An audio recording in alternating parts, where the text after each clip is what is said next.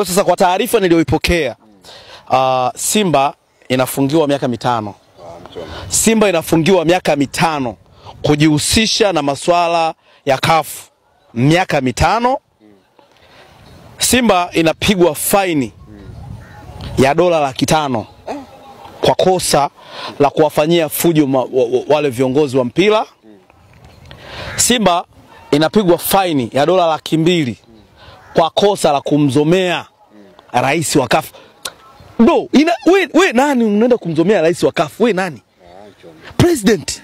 Sina wenyewe wamekosea Simba. Sasa ndo hivyo, miaka 5 na faini ya $700,000. Kwa hiyo kuna uchunguzi unaendelea au? Uchunguzi ushakamilika. Sasa uchunguzi gani hata video zinaonekana zile? Mtu unaenda kwenye chumba cha marefa unatukana. Kwa hiyo ulitakaje viongozi baada ya mpira kuisha, marefa waende kwenye chumba cha Simba?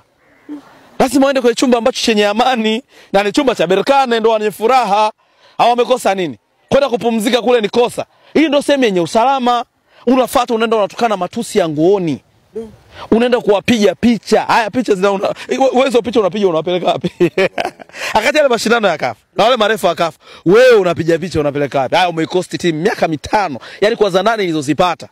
Na kutoka kwenye vyanzo vya kuaminika, miaka 5 Simba na kula rungu.